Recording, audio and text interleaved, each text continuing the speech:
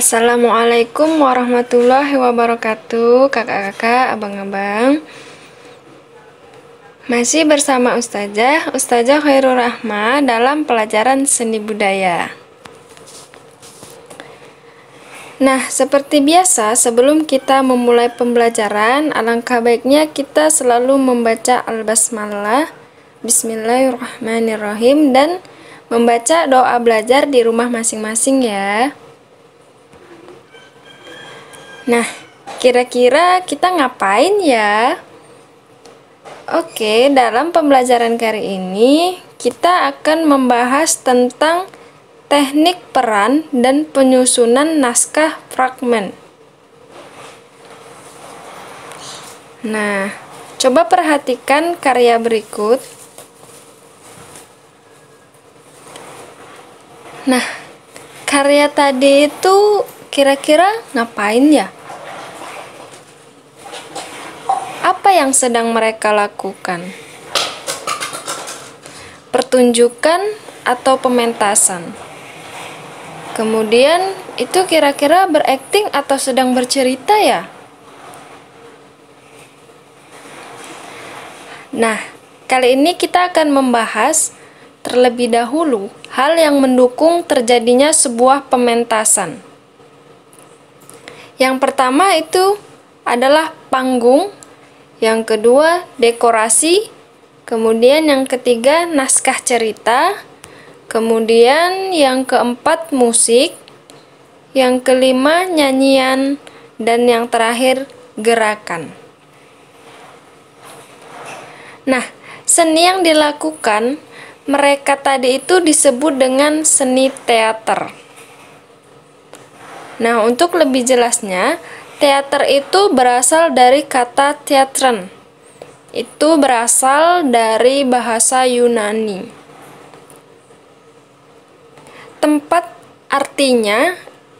Theatron itu artinya tempat pertunjukan atau gedung pertunjukan. Dalam kata lain disebut dengan panggung. Sedangkan menurut KBBI atau Kamus Besar Bahasa Indonesia, teater adalah gedung atau ruangan tempat pertunjukan film maupun sandiwara.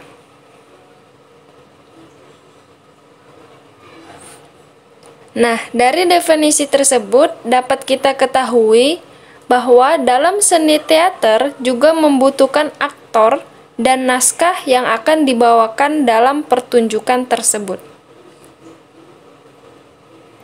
Seorang aktor atau pemain harus memahami konsep, teknik, dan prosedur dalam seni peran. Mengapa demikian?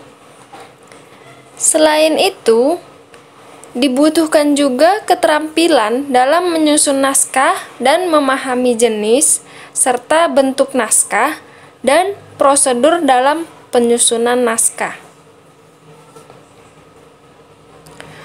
Untuk apa? Untuk menampilkan pementasan seni teater yang baik. Maka dibutuhkan perlu berlatih dengan intensif. Kemudian berlatih dengan adegan-adegan singkat atau biasa disebut dengan fragmen dalam pertunjukan. Nah, kita akan membahas sekilas atau biasa disebut dengan artikel seni. Nah, kali ini kita terlebih dahulu membahas tentang sejarah teater. Jadi, kata teater atau drama itu berasal dari bahasa Yunani. Nah, tontonan drama memang menonjolkan percakapan. Percakapan itu sering disebut dengan dialog atau gerak-gerik para pemain yang aktif di panggung. Percakapan dan gerak-gerik itu memeragakan cerita yang tertulis dalam naskah. Dengan demikian, penonton dapat langsung mengikuti dan menikmati cerita tanpa harus membayangkan. Nah, jadi teater ini tidak sama seperti buku. Jadi kalau buku itu ditulis naskahnya, ceritanya, kemudian penonton atau pembaca membayangkan cerita apa yang ada di dalam buku. Nah, sedangkan teater ini Di situ naskahnya ditulis, kemudian dipraktekkan langsung sehingga penonton hanya tinggal menyaksikan atau menikmati sajian dari teater tersebut. Teater sebagai tontonan sudah ada sejak zaman dahulu. Nah, bukti tertulis pengungkapan bahwa teater sudah ada sejak abad ke-5 sebelum Masehi.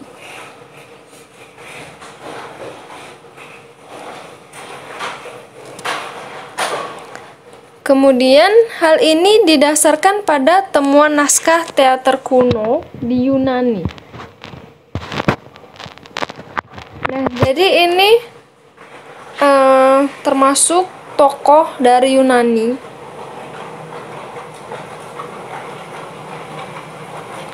yang bernama Aeschylus. Ya, jadi yang teater pertama tadi diciptakan oleh Aeschylus. Aeschylus ini hidup antara tahun 525 sampai 456 sebelum Masehi. Isi lakonnya berupa persembahan untuk memohon kepada dewa-dewa. Lahirnya naskah teater kuno ini bermula dari upacara keagamaan yang dilakukan para pemuka agama. Lambat laun, upacara keagamaan ini berkembang bukan hanya berupa nyanyian, bukan hanya berupa puji-pujian, melainkan juga doa dan cerita yang diucapkan dengan lancang. Dan puji-pujian, melainkan juga doa dan cerita yang diucapkan dengan lantang, maksud Ustazah tadi.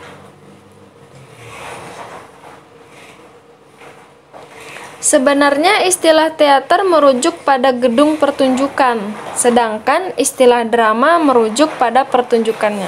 Nah, jadi inilah perbedaan antara teater dan drama.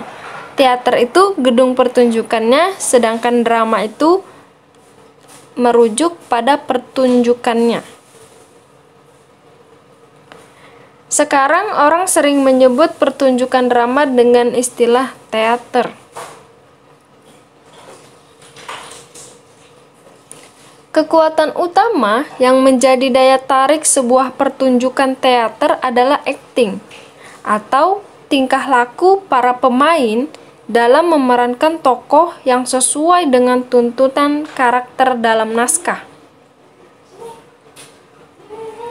Kekuatan inilah yang akan jadi magnet yang menyebabkan daya tarik, kemudian indah, bagus, dan punya kekuatan sehingga tidak membosankan penonton dan membuatnya tetap bertahan di tempat duduknya ketika penonton menyaksikan teater tersebut.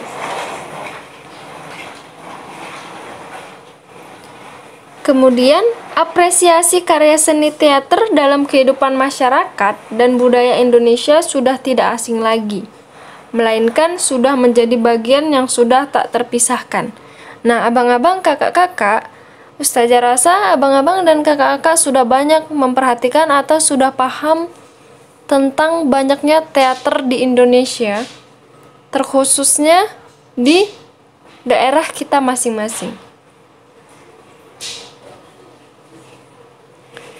Kegiatan teater dapat kamu lihat dalam peristiwa-peristiwa ritual, kebudayaan, keagamaan, tingkat-tingkat hidup, siklus hidup, dan hiburan. Nah, jadi sampai segitu pembahasan kita tentang seni teater. Insya Allah di video pembelajaran selanjutnya akan kita lanjutkan kembali pembahasan kita untuk lebih jelas dan lebih lengkapnya. Nah, sampai di sini kita akan membahas tugas atau tugas dari Ustazah. Itu ada 3. Yang pertama, teater berasal dari bahasa Yunani, yaitu.